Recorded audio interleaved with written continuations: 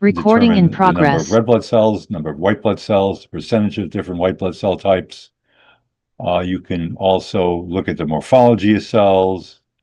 That could be done, I think, by automated counters, automated systems to some extent, but a very good way to study the morphology of blood cells, both red cells, white cells, platelets, is to do special stains called Romanowski type stains. That's a whole family of stains. Romanowski stains are a whole family of stains. They are not a single stain, and they have a variety of names depending on who developed them, and so on. So there's a Wright stain, there's a Giemsa stain, there's a Wright-Giemsa stain. There are several others as well. This family of stains is not quite the same as a hematoxin eosin. It does employ eosin. It's called eosin Y. It does employ a basic stain, methylene blue, and it does also include other stains which are derivatives of methylene blue called azures. So this combination of eosin, methylene blue, and various azures gives you the wide range of colors which can be seen on Romanowski stains. And that's very useful for staining the morphology of cells in blood. Also in blood, when we make a smear from blood, we like to let it air dry. You don't have to process it through the usual steps of paraffin embedding and so on. You'll let it air dry after smearing it onto a slide and stain with one of these Romanowski stains. You could do the same thing with a bone marrow. You could remove bone marrow as an aspirate, and you could get liquid bone marrow by doing that, and you put a drop on a slide. Take another slide and smear it out. Do a similar Romanowski stain. Okay, so here this just shows you two test tubes, one showing plasma, one showing serum. Of course, serum is minus clotting factors such as fibrinogen because you allow the blood to clot. The blood clot entraps a variety of blood cells in addition to removing clotting factors from the blood. This is an overall view of the composition of blood. Of course, there are red cells, there are white cells. You can see the various proportions of white blood cells. You see the various constituents of plasma. Most of plasma, of course, is water, 92%. 7% are proteins, of which there are a variety of different proteins. Major proteins are, as you can see here, albumins, globulins, and fibrinogen. You could do serum protein electrophoresis to see these different proteins as peaks on electrophoresis. There are a variety of other solutes, such as electrolytes, nutrients like glucose, respiratory gases like oxygen and carbon dioxide, waste products like BUN and creatinine. So blood is a tremendous source for diagnostic molecules of various types. This shows you what I mentioned to you already, taking a drop of blood, or if you wished, a drop of bone marrow from an aspiration of the bone marrow, placing it on a slide, take a second slide, and smearing the blood across the surface of the slide, letting it air dry, then staining with the appropriate stain. Now, having said all this about doing smears and doing Romanowski type stains, you could also examine blood cells in a ordinary tissue section, like a paraffin section of a tissue. There will be blood in the blood vessels. Some of the blood may have spilled out of the vessels if there was hemorrhage. White blood cells may have migrated from the blood circulation into the interstitium of the tissue and so on.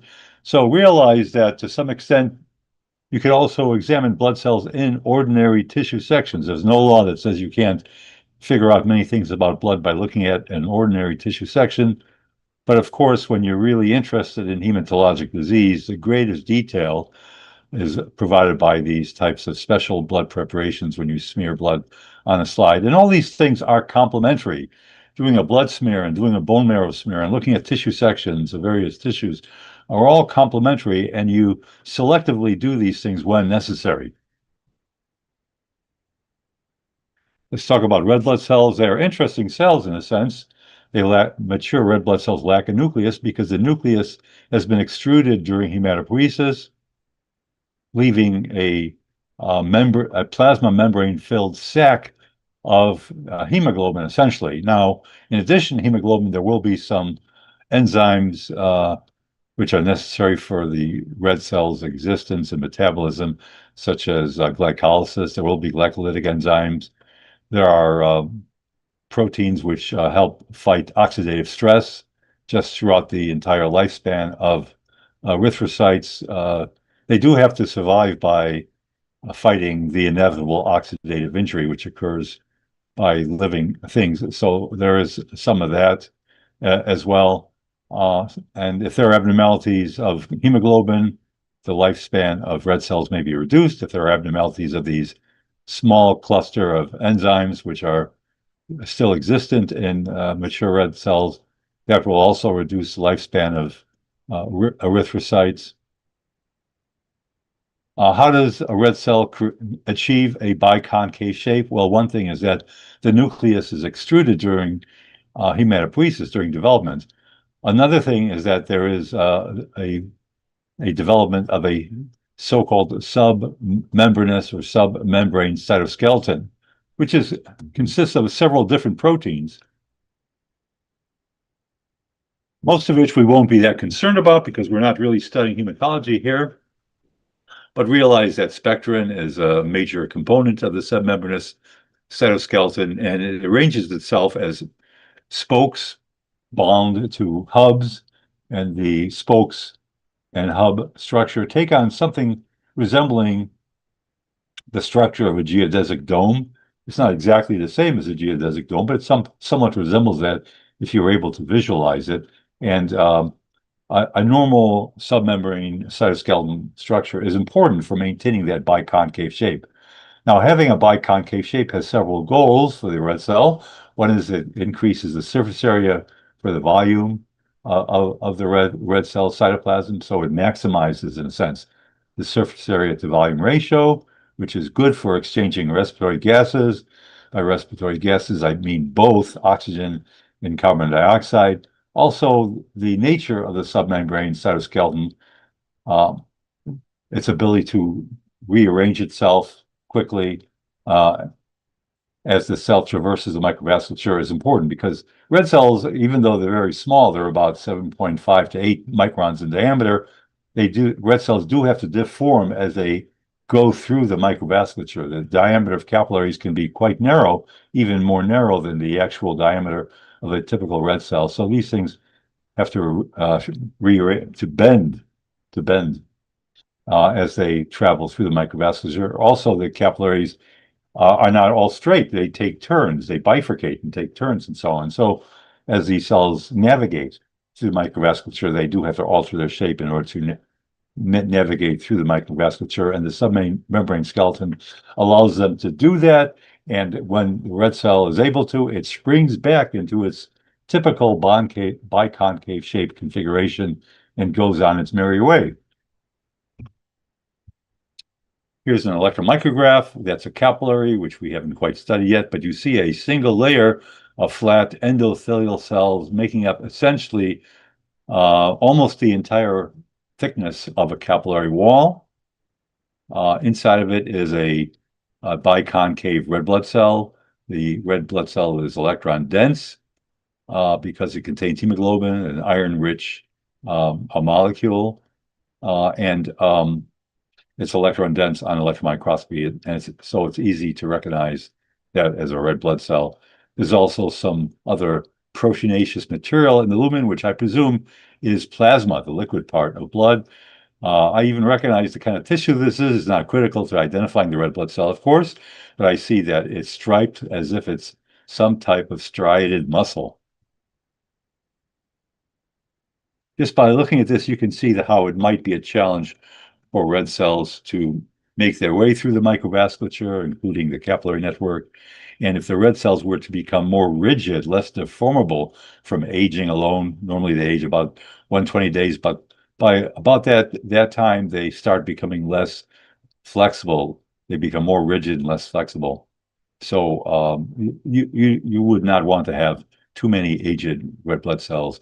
They get in your circulation, they would not be able to traverse the microvasculature very well. They get removed by the body via the monocyte macrophage system of the body within a wide variety of organs. Of course, there are macrophages that monitor the the organ for a variety of reasons, but especially in the spleen and to some extent also in the liver and bone marrow, there are large numbers of macrophages which will remove senescent old red blood cells from the circulation. And one way that they recognize that red cells are senescent is if they aren't able to deform properly as they go through the microvasculature. This occurs especially in the spleen.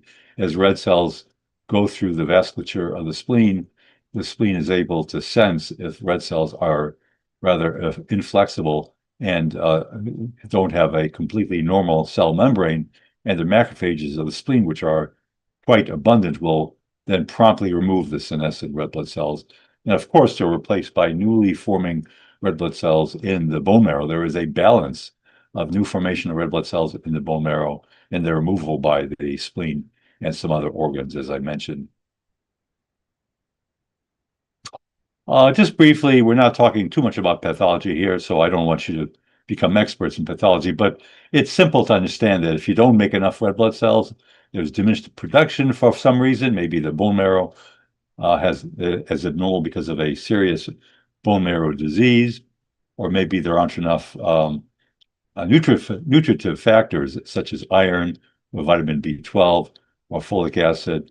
In those situations, in that situation, the bone marrow cannot produce enough red blood cells. So that would be a source of anemia: diminished red blood cells, diminished hemoglobin, diminished ultimately oxygen carrying capacity, which in a way is a very good definition of anemia.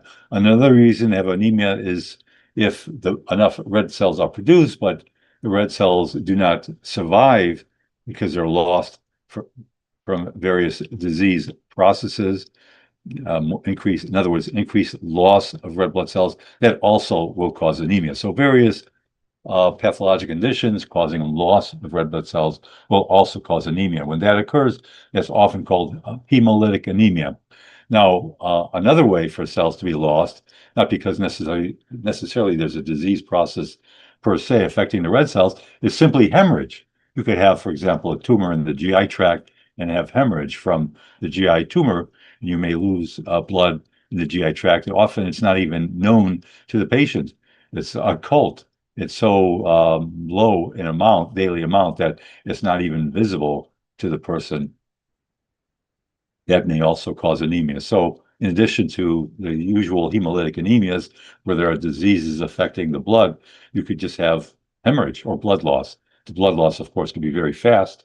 Someone could have an acute hemorrhage, which is quite blatant, and the person could recognize it very easily, or it may be a very subtle type of hemorrhage, like that occurring in the occult hemorrhage of GI tract.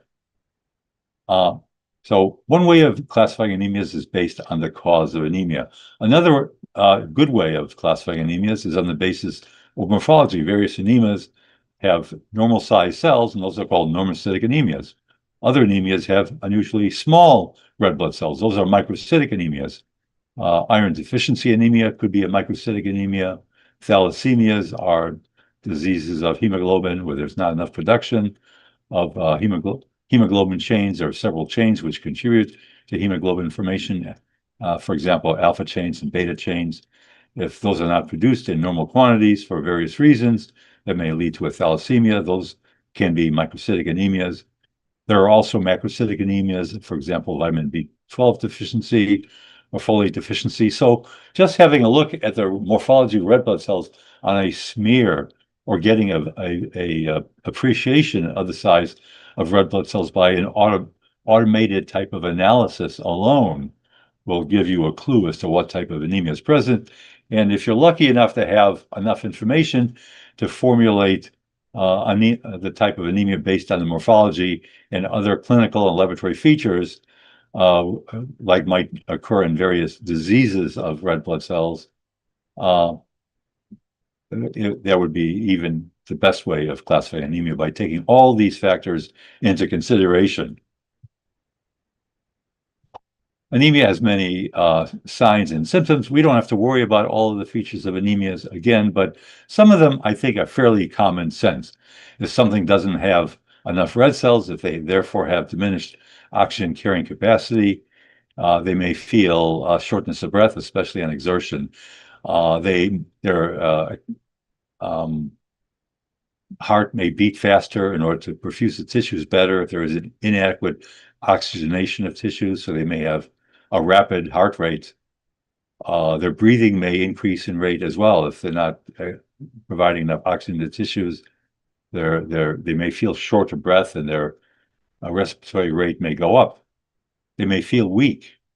They may fatigue easily. Things like that are typical causes of anemia, and the symptoms and signs get worse and worse and worse as the anemia gets more and more severe. Anemias may range from mild to moderate to severe and even life-threatening. If anemia is really severe, such that the heart does not get enough blood flow, a person may even develop a serious complication like myocardial infarction. Here's a blood smear, and you can see that there are a bunch of nucleated cells, but they don't look like the typical nucleated white blood cells that we encounter in blood smears. And they're also present in fairly high numbers, more than even the typical white count in the usual white blood smear. The most common white blood cell encountered in a nice, healthy blood smear would be the neutrophil, which is a tri-lobed nucleus. It's a small kind of cell with a tri-lobed nucleus, and the cell would be relatively small, and we may even see some granules in the cytoplasm. Well, this doesn't quite look like that. So it makes me wonder if this is an abnormal blood smear. When I look at the nuclei, they look rather rounded. They look very dark. The chromatin looks very dark. The kind of compacted chromatin you encounter in developing erythroid cells of the bone marrow. I know that in severe anemias, it's possible for developing erythroid precursors, immature erythroid cells of the bone marrow to be released into the bloodstream to compensate for the fact that someone has a severe anemia. So I'm wondering if this could be that kind of disease, just looking at that blood smear. Another thing I note about the blood smear, by the way, is that there's some variation in the size and appearance of those nucleated, possibly immature red blood cell precursors, which is not surprising because in bone marrow, red cell development goes through a series of stages. And in the earlier stages, the immature red blood cells are larger. In the later stages, the red blood cells get smaller. So one would expect to see a range of sizes and appearances if immature red blood cell precursors were being released into the circulating blood. So let's look at the stem here to see what we could make of this situation. A 28-year-old woman delivers a male infant at 36 weeks gestation. The mother has a history of poor prenatal care and several previous miscarriages. One has to wonder what's going on with this person if they have a history of miscarriages and poor prenatal care. Examination of the infant reveals marked pallor and generalized edema. I know if someone's anemic, they may become pale. Partly they may become pale because they don't have red hemoglobin in their blood and their microvasculature of the skin. And that alone may make them look a little bit pale. Also, some of the blood that goes to the skin may be diverted to the more critical organs, like the heart and brain. If someone is truly severely anemic, there may be diversion of blood from the skin to those organs, and therefore they may also look pale. So in severe anemia, pallor of the skin could be a symptom or sign. This child also has generalized edema. I know in children, when they have serious cardiovascular disease, something affecting the heart, they may go into heart failure, just like an adult. And adults and infants even who enter into heart failure develop a common sign of edema. So for reasons we don't have to go over in great detail, but edema might be a manifestation of heart failure. It's not the only thing which can cause edema, but I realize it is a feature of something wrong with how the heart is functioning. So putting these things together, so far I'm seeing what looks like an indication possibly of severe anemia, which may even be affecting the heart. Then it says here, this is due to blood group incompatibility between the mother and fetus, resulting in development of hemolytic disease of the newborn, also known as erythroblastosis erythroblastosis vitalis. So here's a situation where there's a blood group incompatibility between the father and the mother. The father has blood group antigens on his red blood cells that are foreign to the mother, and if he gave those foreign uh, red cell antigens to the infant, the mother may develop an antibody immune response to the infant's red blood cells. Now, during the first pregnancy, maybe she did or didn't develop an antibody response to her infant's red blood cells. If she did develop an antibody response, it would have been an IgM antibody response, and those antibodies don't cross the placenta. But during the second pregnancy, now she has developed a memory response to the her infant's red blood cells, and now she may have developed an IgG response. IgG antibodies can cross the placenta, and they could have attacked the infant's red blood cells, causing a severe hemolytic anemia. The red cells in the infant will not survive to their usual age, and they will be destroyed early, so that infants will become anemic. And because they're becoming anemic, the heart may not get enough perfusion, and the infant may go into heart failure because of inadequate delivery of hemoglobin carrying oxygen to the heart. And as a consequence, they become edematous, and the bloodstream, of course, manifests these nucleated red cells in an attempt to provide enough red blood cells to compensate for the loss of red cells due to the blood group incompatibility. So these are all features of erythroblastosis vitalis, and of course, release of erythroblasts into the circulation gives the name erythroblastosis vitalis. Here's another smear. Dr. Brown? Yes. Sorry, one question. There is a question in the chat regarding how come the size of the erythrocytes would cause anemia. We don't like maybe like what is the why would it cause anemia? Would it need to have more hemoglobin? Well, it's the mother's immune attack against the foreign antigens on the baby's red blood cells, which is Actually, this caused the question anemia. was from the previous slide when we were talking about the causes of anemia, whether it's like the hemolytic anemia, all that stuff. So it says that the size of the red blood cells would increase, will give anemia, but we don't understand why. You talking about this slide here? Yes, sir. Well, okay. The ultimate cause of anemia is decreased oxygen carrying capacity. The red cells may be unusually large, but they may not contain the normal content of hemoglobin. The red cells may be large, but the hemoglobin may not be normal hemoglobin. It's the hemoglobin content ultimately. There Got may it. Thank be you. enough. There may not be enough red blood cells. In order to assess anemia, you don't need only one measure. You need several different measures. One is the size of the red cells. One is the number of red cells, the red cell count, and the other is the amount of hemoglobin, the grams of hemoglobin per deciliter. All those things together allow you to fully assess the oxygen carrying capacity of the blood. It's not merely the size. I would not assume, because there's a macrocytic anemia, that the oxygen carrying capacity is normal. Got it. Thank you.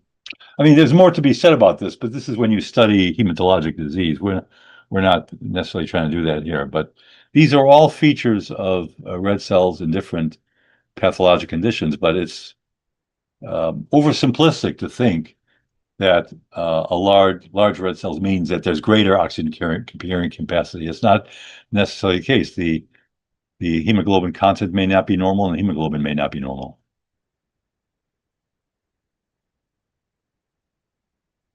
Okay. Okay, so here's a 48-year-old female presents to the emergency department, complaints of fatigue, weakness, and headaches. Could these be symptoms of someone with anemia? Yes. Well, fatigue, I think, clearly could be anemia. Weakness could be anemia. It doesn't have to be, but could be. Um, Severe headaches, well, if you're not delivering enough oxygen, taking enough carbon dioxide, maybe that would cause headaches.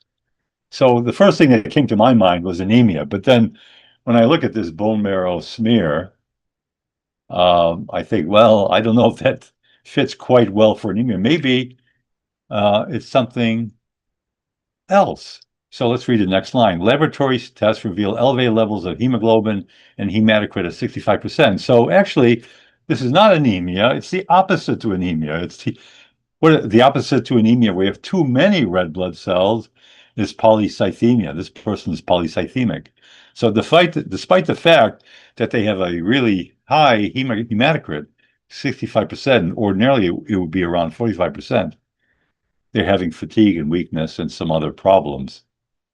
When you have polycythemia, which has various causes, the blood gets too viscous and the microvasculature is not moving with the same vigor as usual. And the tissue actually could be underperfused, despite the fact there's more red cells than usual because of the viscosity of the blood. This is actually an example of polycythemia. Now, there's several causes of polycythemia, and we're not going to worry too much about it, but there is a genetic form of polycythemia where there's a mutation, and that disease is called polycythemia vera. There's a mutation in one of the early progenitor cells of the blood, which strongly affects the red cell lineage. It also affects the other lineages as well. It's not merely the red cell lineage, but the red cell lineage is often it's the symptoms related to the red cell lineage which are most obvious, most manifest, let's say. Um, Okay, excess red cells are due to a variety of causes, as we said, and that's called polycythemia or sometimes erythrocytosis. A bone marrow biopsy here demonstrates hypercellularity due to excess proliferation of hematopoietic cell precursors. It's very hard to tell at this magnification what they are, but I'm sure many of them are red cell precursors, although there may be some others as well, other lineages as well. This is a blood cancer in which there is chronic proliferation of precursor cells in the bone marrow with a prominent symptomatic increase in red cell mass. So headache happens to be one of the manifestations of polycythemia vera, this excess proliferation of hematopoietic cell precursors with a prominent element of red cell proliferation. If you were to look at a higher magnification of this, you would see, prominent red cell precursors in a higher magnification. Here we see a femur on top, which contains all red bone marrow. Normally, in an adult, the femur is mostly yellow bone marrow. At birth, almost all the bone marrow is red bone marrow, that is hematopoietic bone marrow. But if there is severe anemia, or if there may be a drive for the red bone marrow to extend into places normally occupied by yellow bone marrow, and the yellow bone marrow may become replaced by red bone marrow. And in this situation here, where there's a genetic abnormality and excess proliferation of hematopoietic and erythroid cell precursors, a similar situation. There's extension of the red bone marrow into areas normally occupied by yellow fatty bone marrow. So that's what you're seeing there in those femurs.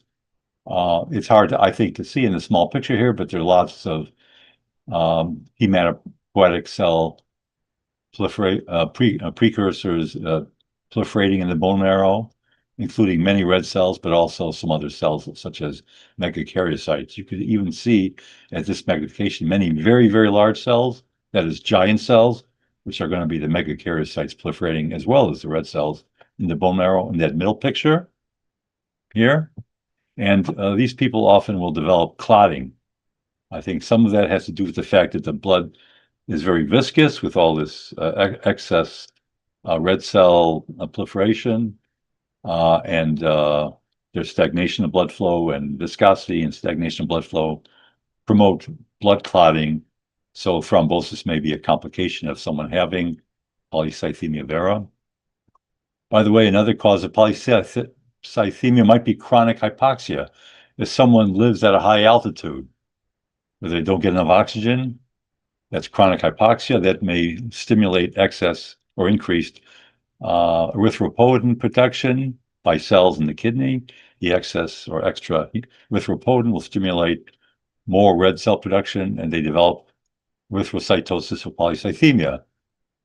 Someone's a chronic smoker, I guess. Also, they may develop some lung problems.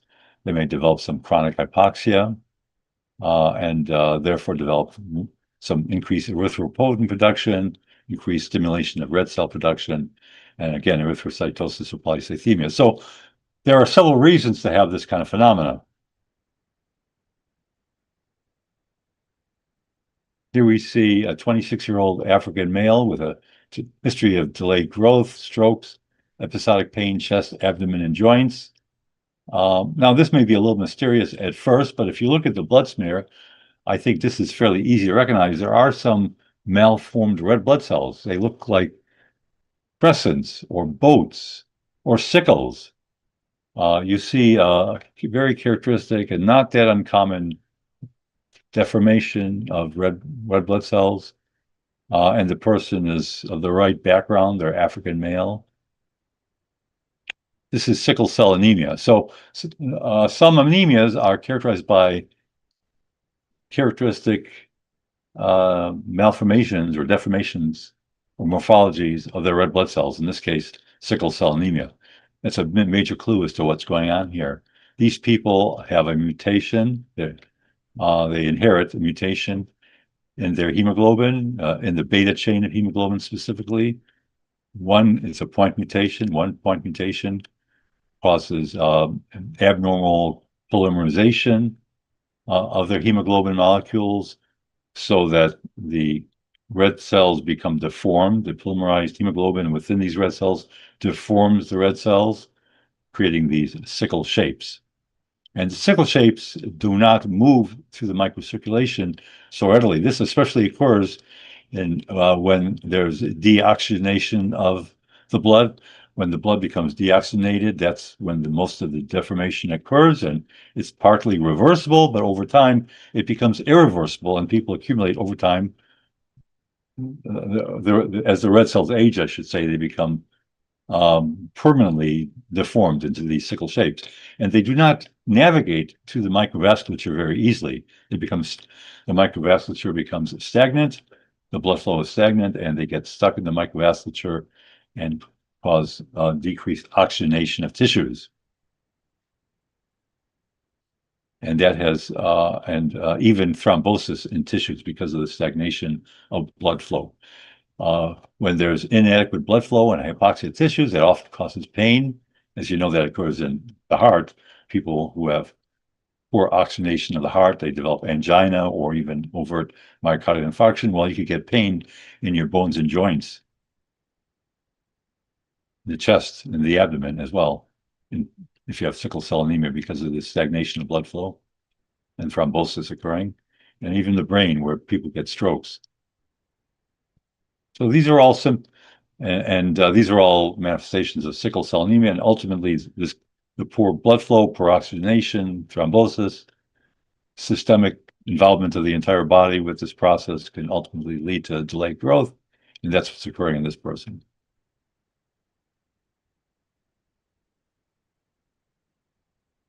Another example showing you the sickle shapes. What does a sickle cell look like on scanning electron microscopy? Looks something like this. Even now it looks like a sickle shape, but it's a little bit more complicated than that. And you see some more details that you wouldn't see on a typical blood smear. But it's the same thing, essentially. Let's talk about leukocytes. Let me just check the time here. Leukocytes can be divided into two major categories: granulocytes, which are also called polymorphonuclear leukocytes, and agranulocytes, which are also called mononuclear leukocytes. The granulocytes have granules. That's why they're called granulocytes. We know there are three major forms: neutrophils, eosinophils, basophils. The agranulocytes have two major forms: lymphocytes and monocytes. Even when you have a hard time identifying the granules in the granulocytes, the nucleus is segmented or lobulated. So if you look at these carefully, you do see that they are segmented or lobulated. I realize that the granules sometimes can be hard to see in neutrophils. Nonetheless, just by looking at the nucleus, I would still call it a granulocyte. I realize that in a basophil, it's often hard to see the nucleus because the basophil granules are covering the nucleus.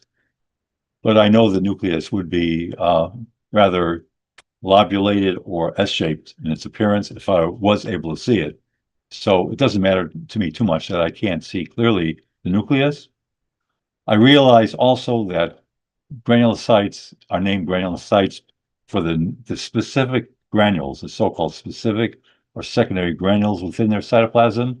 That is, in neutrophils, you have very pale staining, small granules that are difficult to see. They're pale pink or lavender, and you may not be able to see them clearly. But nonetheless, neutrophil is named for those pale staining granules, which are specific for a neutrophil.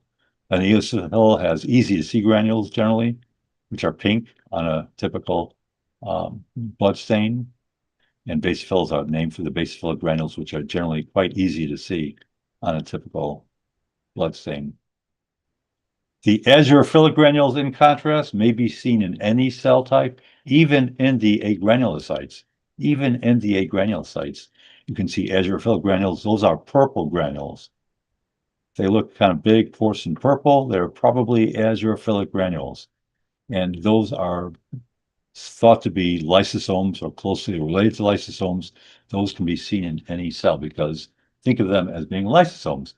So in the neutrophil in this picture, I see, azurophilic granules, but it's not a neutrophil because of them. It is a neutrophil irregardless of having azurophilic granules. The monocyte in the lower right has azurophilic granules, which I really expect to see in monocytes and their derivative macrophages. But it's not named a granulocyte. It's still called a monocyte, or if it was in tissue, it's named macrophage. How do you distinguish a lymphocyte from a monocyte? Well, lymphocytes tend to have, the ones that are circulating especially, tend to have very condensed nuclei with compacted chromatin. They tend to be round or a little bit oval. They may be a little bit indented, but they are not really indented to the degree where they look kidney-like, reniform. In contrast, monocytes and macrophages have a greater degree of indentation where they start to look like a kidney, they start to look reniform. The cytoplasm of a lymphocyte tends to be a little bit more blue. The cytoplasm of a monocyte a little bit more blue-gray. It's a subtle feature, though. The cytoplasm of a lymphocyte tends to be more scanty. The cytoplasm of a monocyte tends to be more abundant.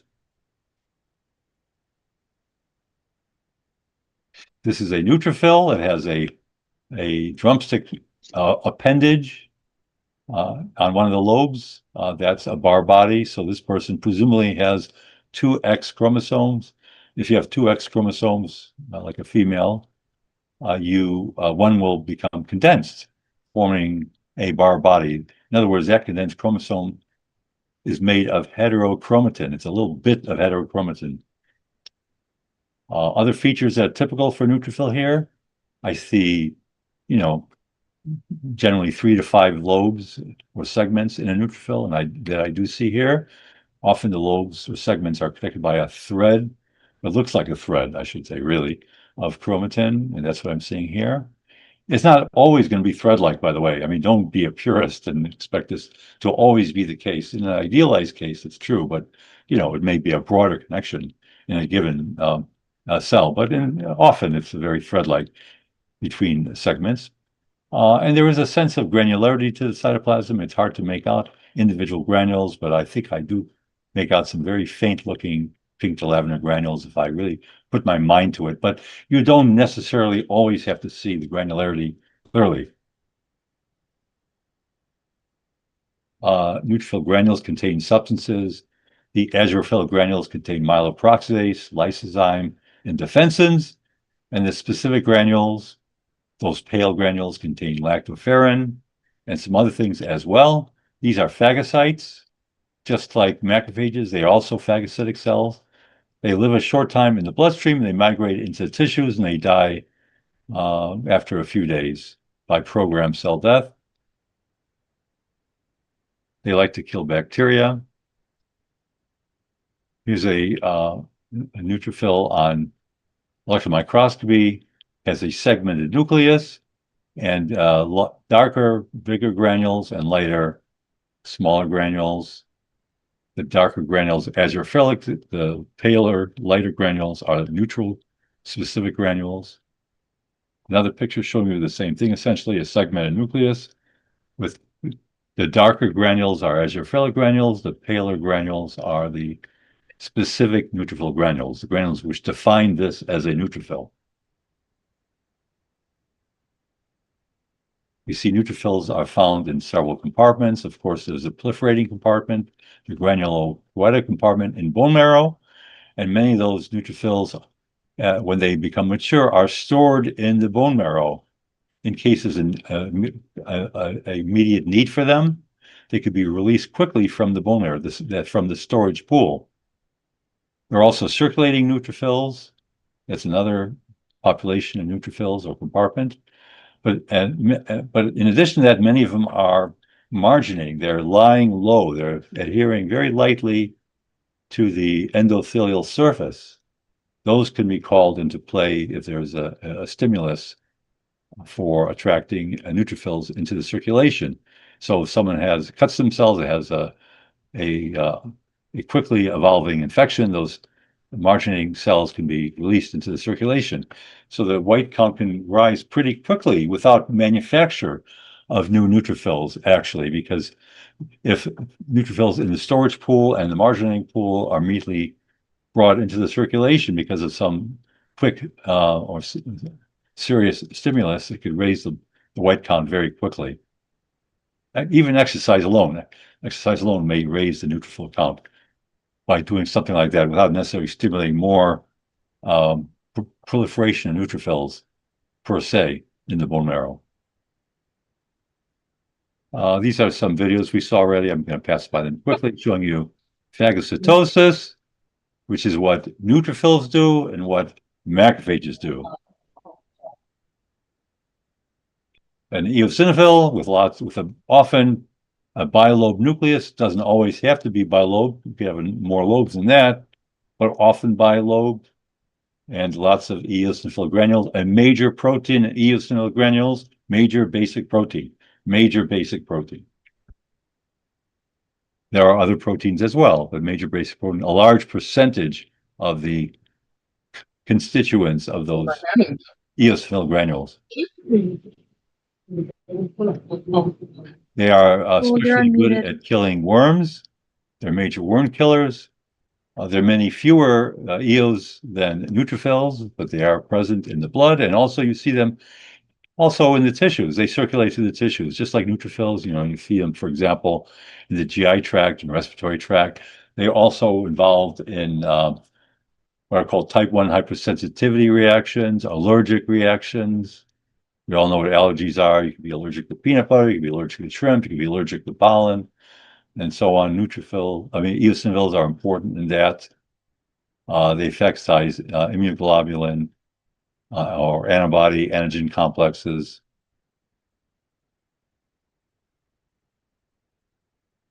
On electron microscopy, the granules have a very characteristic look. If you know how they look, easy to recognize.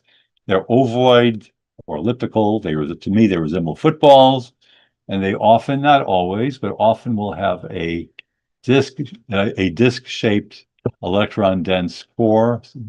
Here I see a disc-shaped core, not so electron-dense, but I look around, and there it is. That's electron-dense right there.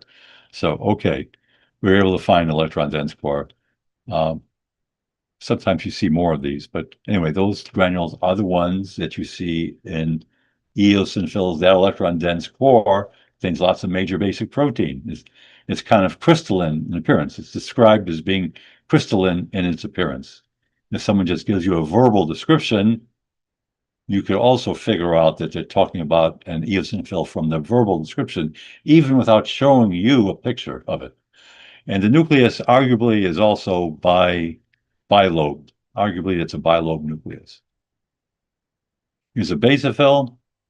The dark granules cover the nucleus. The nucleus is lobulated or S-shaped.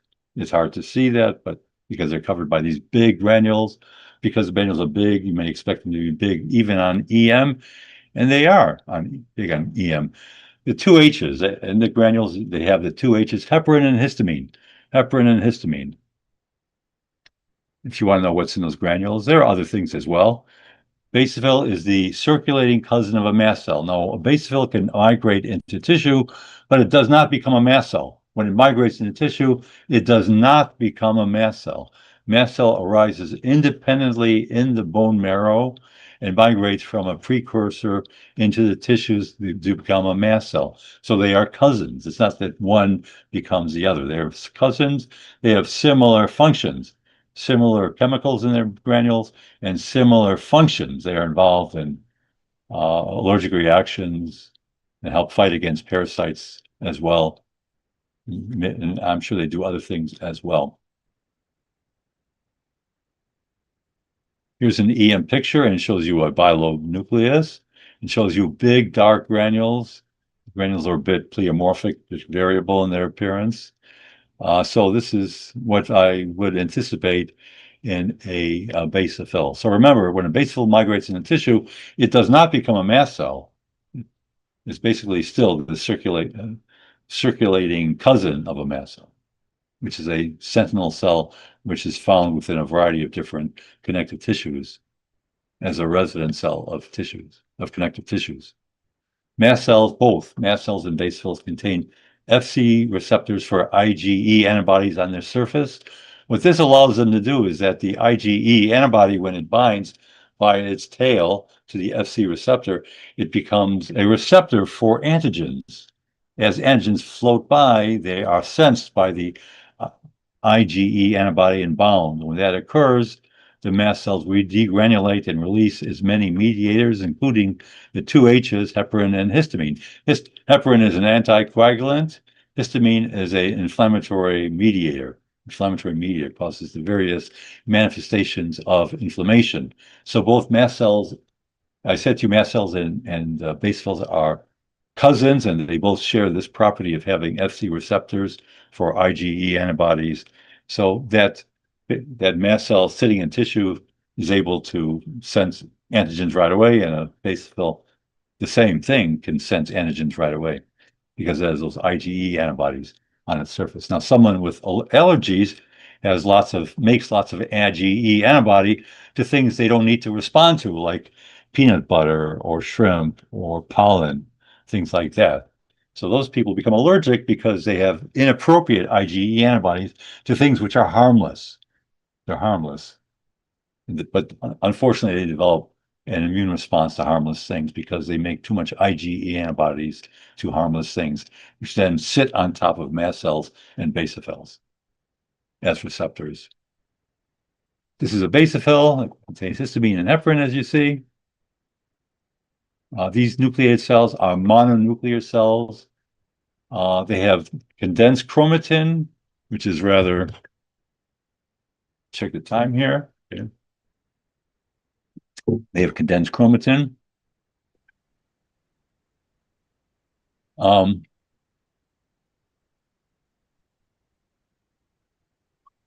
the chromatin looks dark.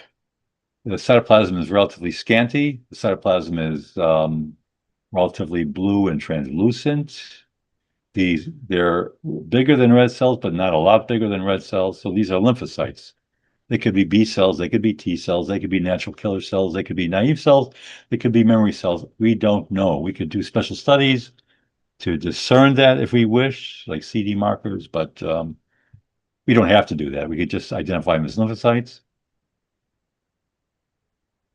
On the left-hand side, you see a lymphocyte. Again, a condensed nucleus. It's oval in this case. The chromatin is dark and condensed. The cytoplasm is relatively little in amount compared to a granulocyte, easy to distinguish. The granulocyte is lobulated, segmented, and has granules in the cytoplasm. But This is a monocyte in the blood. It's surrounded by red blood cells. It has a deeply indented nucleus, making it reniform in appearance, kidney-like in appearance. The nuclear chromatin not as dense as a typical lymphocyte. I know it's subtle, but it's easy to recognize when you get accustomed to it, but it's not as condensed, not as dense as a typical lymphocyte. Um, and the nucleus is bigger than that of a typical lymphocyte, and the nucleus is more indented than a typical lymphocyte. The cytoplasm is more abundant than a typical lymphocyte, and the cytoplasm is perhaps more blue-gray than a typical lymphocyte, more blue-gray and more abundant. Monocyte, this would migrate into the tissue and become a macrophage. Macrophage would actually look rather similar to this.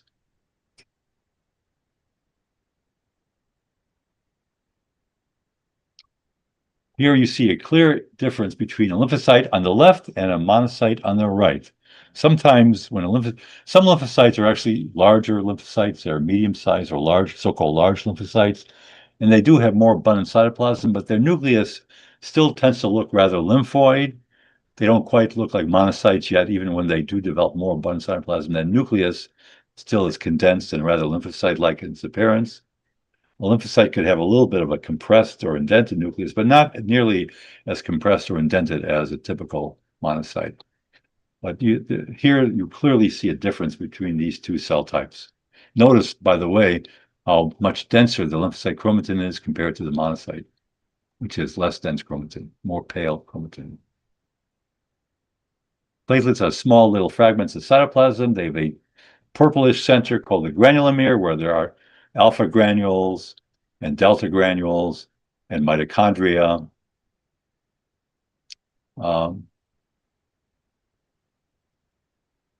Towards the periphery, the cytoplasm of a platelet is more pale and glassy. That's called a hyalomere. Platelets are derived from megakaryocytes in the bone marrow. Megakaryocytes are big, big cells. In fact, you might call them giant cells.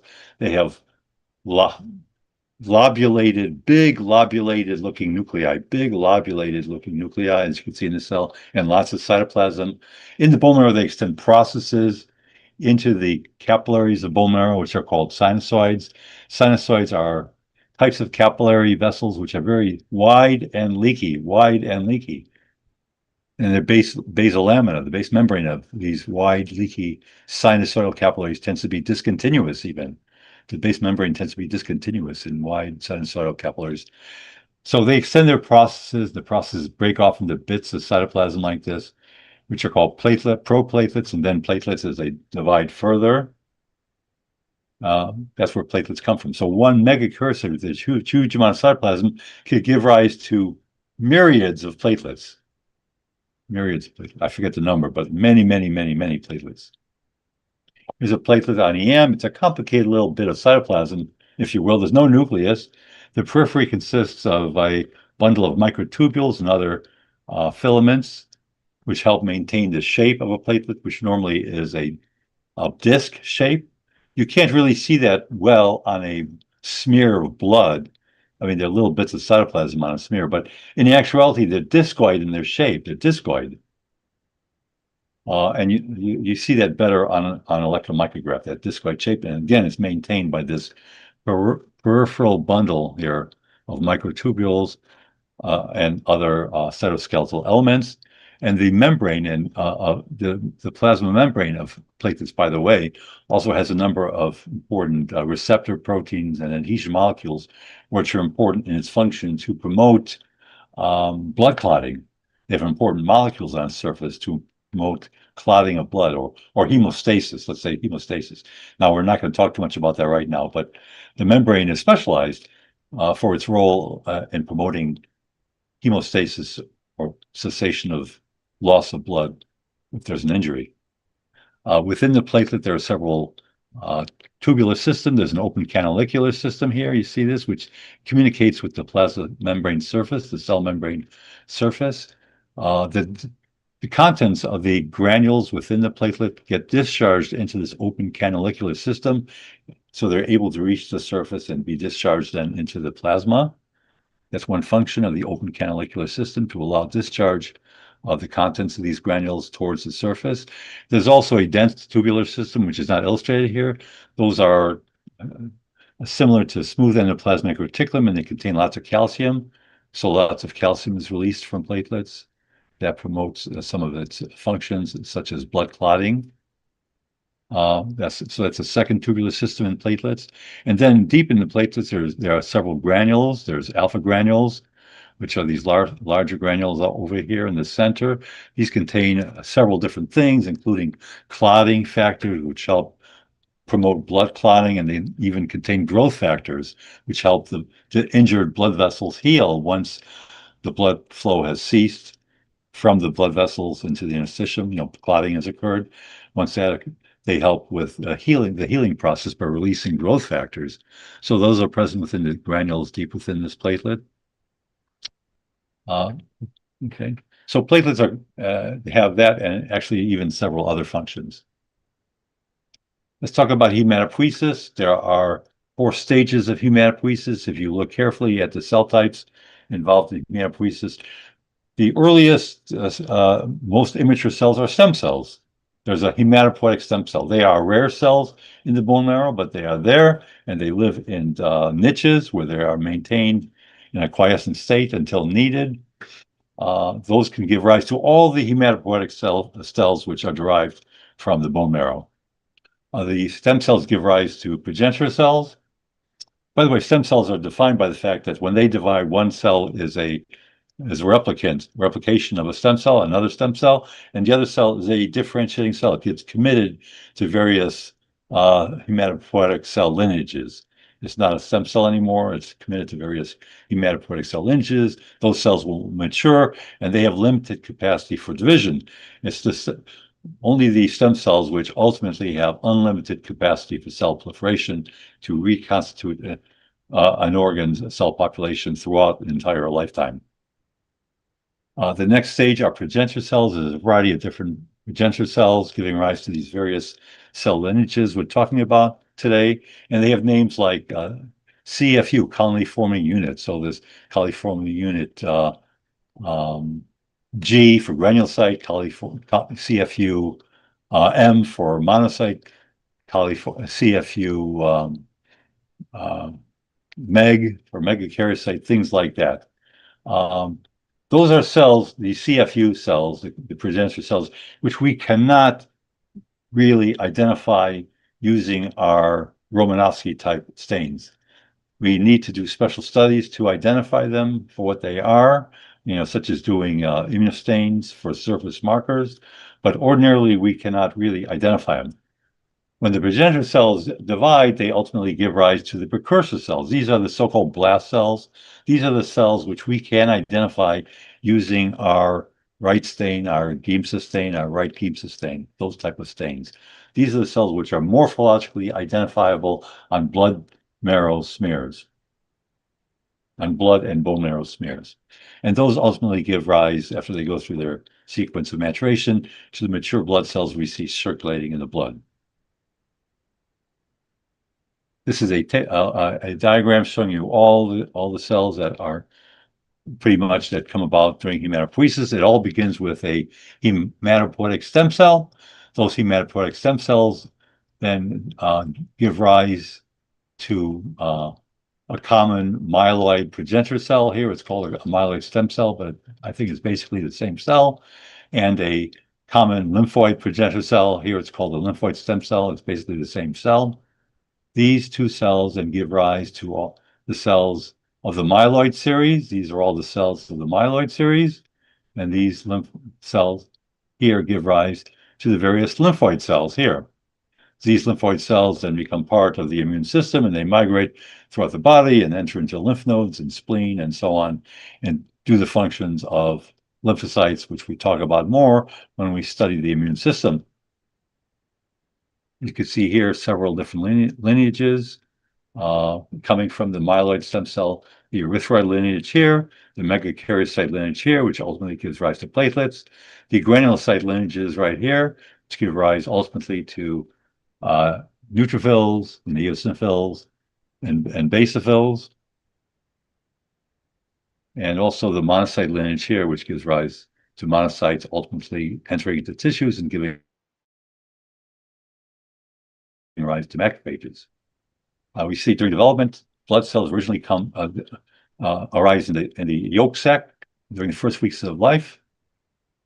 Then they migrate, the hematopoiesis migrates to the liver and to a lesser extent in the spleen, and then it migrates to the bone marrow. And after birth, it's present in the bone marrow, although it may revert back to certain extra bone marrow sites, extramedullary hematopoiesis, if there is a bone marrow disease or severe anemia, for example. Here we see at birth, almost all the marrow is red bone marrow, hematopoietic marrow. As a person gets older and older, there's less and less hematopoietic marrow. Most of it, much of it, I should say, gets into the limbs, the long bones of the limbs, gets replaced by yellow fatty bone marrow. And the hematopoietic bone marrow is mostly located in the axial skeleton of the adult. That is the calvarium, the sternum, the ribs, the vertebrae, the pelvis. There's a series of maturation steps for erythrocytes. Let's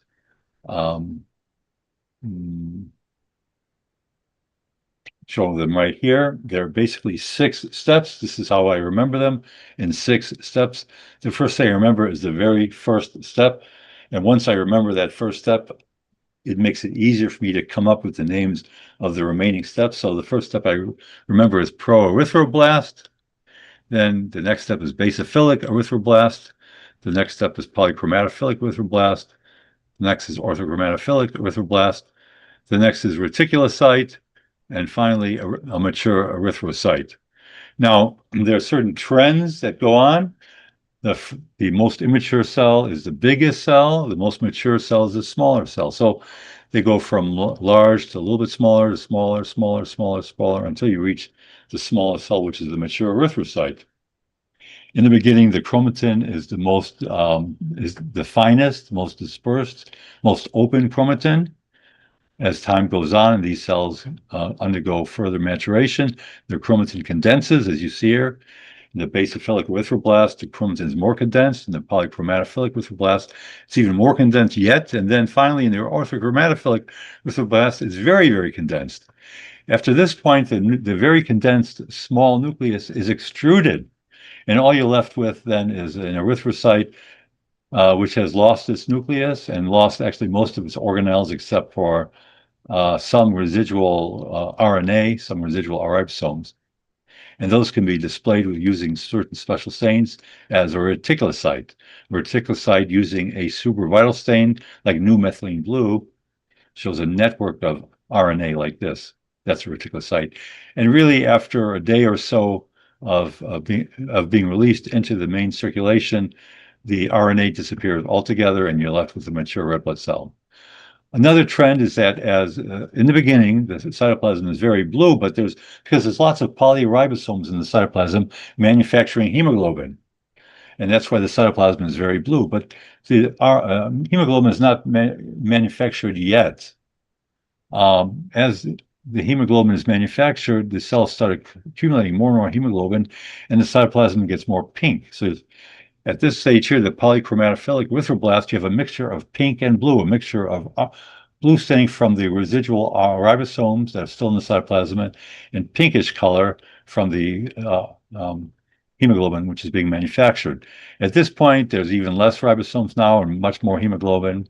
So this is the orthochromatophilic erythroblast stage. And finally, again, the nucleus has been extruded.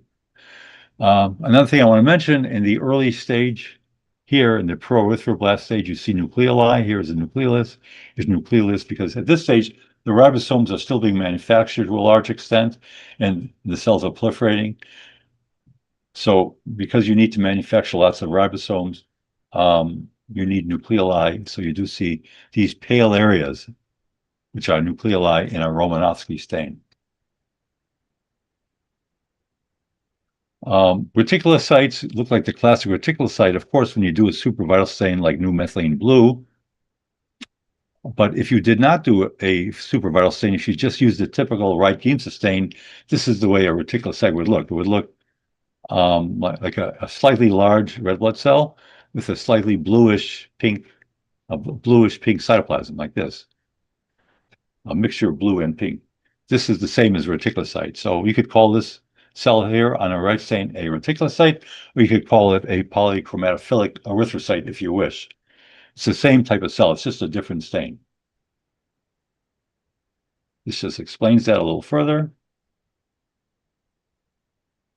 If you want to know if the erythropoiesis is responding well to a demand for producing red cells, let's say if someone has anemia or if someone has blood loss or someone's hypoxic, you would measure the reticulocyte count, the number of reticulocytes. Normally, the reticulocyte count is low, let's say around 1%, but if it goes up, it may reflect that there's some pathologic process where the bone marrow needs to pump out new red blood cells. If the reticulocyte was inadequate for the actual red count or hemoglobin capacity in a person, that would indicate that there's something going on in the bone marrow, that they cannot respond by producing enough reticulocytes. The order of development of erythrocytes, well, that's something you just memorize, and here it is. You see in this question here. This is a series of cells we just talked about, and if you remember the first cell in the series, that helps you remember the series of cells. Also, if you remember the changes that are occurring during erythropoiesis, how the cells become more and more hemoglobinized as time goes on. If you remember that the nucleus is extruded, if you remember that a reticulocyte is made towards the end, all those things have to memorize this series of cells. Let's talk about the maturation of the granulocytes. Let's go to this picture here. Again, we have 6 steps. Conveniently, there are 6 steps to remember here in granulopoiesis, just like there are 6 steps to remember in erythropoiesis. And there are also certain trends which help you memorize what's going on here. The cell is the largest in the beginning, and then over the entire series, they get smaller and smaller. You cannot see that in these pictures, by the way. I realize you cannot see they're getting smaller and smaller as time goes on in this series because of the way these pictures are taken. But the reality is, in real life, they would get smaller and smaller. Of course, the end stage neutrophil is much smaller than the myeloblast. In the beginning, the first cell is a myeloblast. This is a cell which has lots of RNA. The RNA in a myeloblast is in the form of rough endoplasmic reticulum because ultimately the proteins that are produced are mostly proteins that are stored within secretory granules. These are cells which will make secretory proteins, the proteins that are seen in the granules of the granulocytes. So here the RNA is in the presence of rough endoplasmic reticulum, in contrast to the RNA which is in the proerythroblast, which is in the form of polyribosomes. Now, because ribosomes are being produced in large amounts, you see nucleoli in the myeloblast, and actually you see nucleoli here also in the next stage, which is the promyelocyte as well. The chromatin is the finest chromatin here. It's called fine chromatin or open chromatin here. As you proceed into further, more mature forms, the chromatin gets darker, more condensed looking, darker, more condensed here, darker, more condensed there, and darker, more condensed there. That's another trend. Well, what's next is Luigi Mangione is going to be back in court on December 1st. The judge still has a couple of other rulings to make, including setting Michael Bannon, your microphone is open. To decide. So here we have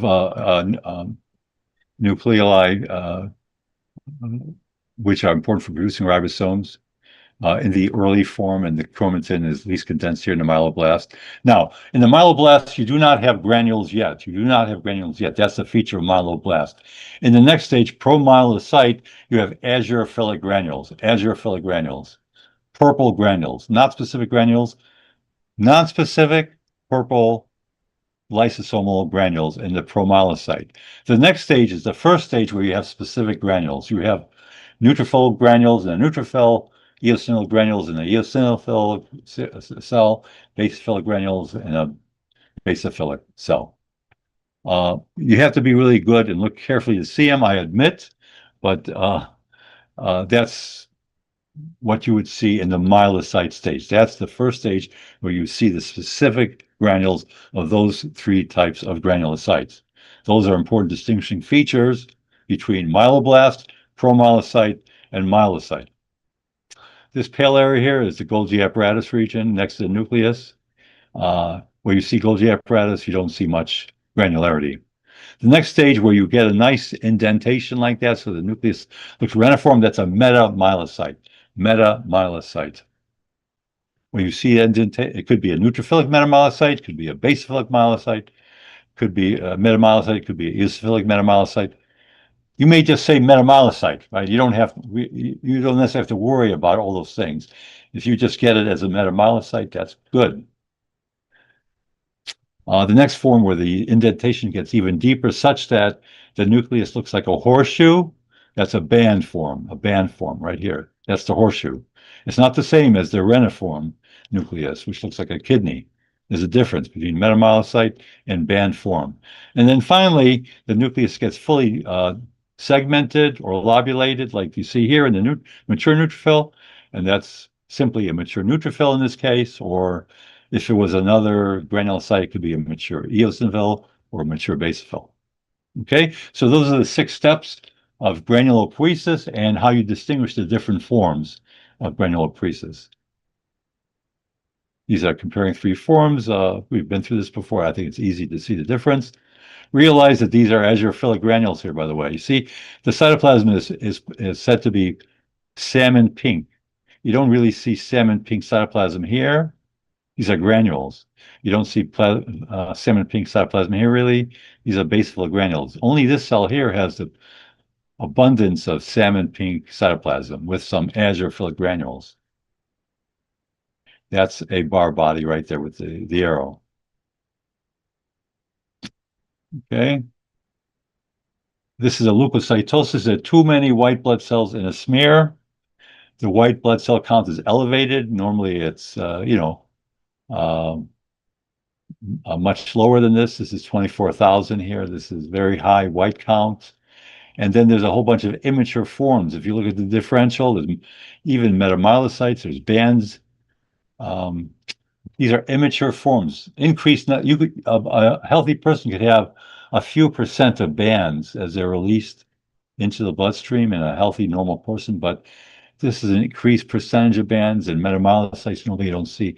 So the elevated white count, the increased numbers of immature forms, of course, you go back to here, you see that's one reason why I know these immature forms, because you wouldn't understand what's going on in this laboratory study here if you didn't know what they were. The increased numbers of the immature forms tells you there's a so-called left shift, release of immature forms into the bloodstream. This occurs in someone with infection or trauma or some kind of serious injury. So this is perhaps infection. This person actually, they have a retroperitoneal abscess, so they do have infection. It doesn't indicate a leukemia necessarily or something like that in this person. If you look at this blood smear, can you see immature forms? Yes, you could see immature forms. This is a band, it's a horseshoe. This is like a reniform shape, that's a kidney. That's a metamyelocyte. This is a metamyelocyte right here, another reniform form. This is a metamyelocyte here, another reniform shape, white blood cell. And this is a band because it's like a horseshoe, right? So I see too many white blood neutrophils and too many immature forms, a left shift, like you might see in somebody with infection. You could take bone marrow from one of the axial bones. As I said to you earlier, often it's from the pelvis. Could also be from the sternum or from the tibia sometimes, although tibia is a long bone. I guess the ends of the tibia might have some red marrow in it. And you could make an aspirate and smear it on a slide. And you could take a core using a hollow needle, get a core of bone that needs to be decalcified so it could be placed in paraffin and cut. And what you would see on histology, you would see these irregular cords of hematopoietic tissue surrounding wide capillary vessels called sinusoids, and you may even see some scattered fat cells. After all, it is bone marrow. Within the hematopoietic marrow, you'll see a variety of different hematopoietic cell precursors. This is a bone marrow section. This is not a smear. This is a section, probably a paraffin section. A piece of that core of tissue was fixed in formaldehyde, decalcified, and cut with a microtome to make a thin slice of tissue. You see some adipocytes. These things are adipocytes here. And then hematopoietic marrow. Can you see the difference between different cell lines? You could. The giant cells that are lobulated nuclei, this is a giant cell here, here. Those are megakaryocytes, ultimately making platelets. The cell, this island here, this cluster or island of cells with dark nuclei, these are erythroid cells for the most part. This area here with cells that don't have such dark nuclei, compare them to this. These have more pale nuclei. These are the granulocyte cells or myeloid cells, sometimes they're called, but we really mean granulocytes. When we see myeloid, we're in this context, we mean granulocytes. So I've seen three lineages easily, megakaryocytes, erythroid cells, and granulocytes. MEG. MEG. And you could get a sense of the structure of bone marrow, the proportions of bone, different cell types here, the amount of fat versus hematopoietic tissue. You get some useful information by looking at this section. Here's more bone marrow. Here you see bone trabeculae because it's bone marrow. And here we see a high power view, and I could see here a blood vessel. It's a thin-walled vessel with lots of blood in it. That's a capillary. It's a wide capillary that's leaky with an incomplete basal lamina. That's a bone marrow sinusoid. These cells are produced and they enter into the sinusoid, released into the circulation. You could guess it to what type of cells are present. Some of these might be have dark chromatin to the nuclei. I'm guessing those are erythroid type cells. Others have more open chromatin, more pale chromatin, like right here. Those I'm guessing are granulocytic type cells. Some of them probably are becoming lobulated and have granules if you look very carefully, like you expect to see in granulocytic cells. A is a fat cell, a adipocyte. Here, a fat, probably a fat cell right there, and a adipocyte right there. This is more elongated. This is probably a wide sinusoidal capillary right here. Here's a big giant cell with a lobulated nucleus sitting next to the capillary. It's probably a megakaryocyte. It probably has processes entering into the capillary lumen, releasing platelets. Remember, there are these platelet demarcation channels, these invaginations of the megakaryocyte membrane, which separate the platelets, the cytoplasm into platelets. You cannot see them on light microscopy. There's something you would see on electron microscopy. I don't see the processes of megakaryocytes entering into the sinusoid. It's not something that you see on light microscopy. It's something you might see on electron microscopy, though. But anyway, it's close to the sinusoid, so it can release its platelets. Then around it, I see a cluster or islet of cells with dark nuclei. Those are probably erythroid cells, and erythrocytic island. Other areas, if I look carefully, I might be able to find myeloid or granulocytic type cells. It's a little hard, I think. But here, for example, I see the nucleus is a little bit more pale, and I see pinkish cytoplasm like the mytina granules in an eosinophilic type cell, and here an eosinophilic type cell. Here's an eosinophilic type cell. So even though the nucleus is only a little bit more pale compared to those erythroid cells, I think this area has myeloid cells because I've identified eosinophilic precursors. So you could make some sense of a complicated structure of bone marrow if you look very carefully at it. Here you see darker nuclei belonging to erythrocytic precursors. Here you see more pale nuclei belonging to granulocytic precursors. Here you see cells that contain granules in their cytoplasm. So these are granulocyte precursors. In fact, these nuclei are becoming lobulated. See, that nucleus is becoming lobulated right there, and that nucleus probably is becoming lobulated right there. That's a mitosis right there. That's a mitosis right there. So you can see more detail than you think if you look very carefully. Here we see abundant megakaryocytes with huge giant cells with lobulated nuclei. And they're very complicated, weird looking, but those are normal cells. They're just hyperlobulated. These cells are polyploid. That is their DNA, their chromosomes replicate from 2N to 4N to 8N to 16N to 32N to 80 to 64N.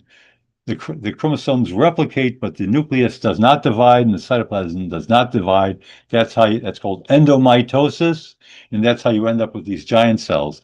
And all that cytoplasm gets broken up into platelets, which are discharged into sinusoids. This is a different stain. This is like an H&E stain, probably, of a thin section of bone marrow.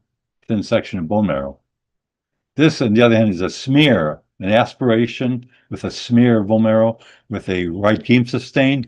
And you see megakaryocytes here. You see these cells, this stand out, that stands out, that, as giant cells in the background of much smaller cells. These are the giant cells in this, and that's the way they're looking on a right Giemsa stain. That's a giant cell on a right Giemsa stain of a bone marrow aspirate. See here, it's a really big cell compared to the other cells nearby. Don't be thrown off by the different colors compared to an H&E stain, which is the one we show you most often. But the nucleus is polyploid and lobulated. Polyploid in terms of its DNA and lobulated. That's what you're seeing there. And this is the abundant cytoplasm of a megakaryocyte, a giant cell. Remember, mega is referring to its giant size. And here you see platelets being discharged into the lumen of a sinusoid. When platelets get activated, they go from being a discoid shape to a spiky sphere. That's a spiky sphere right there, an activated platelet. When it's involved in blood clotting, when the blood actually clots and the platelets see a damaged vessel, they become spiky spheres. Okay. Any questions?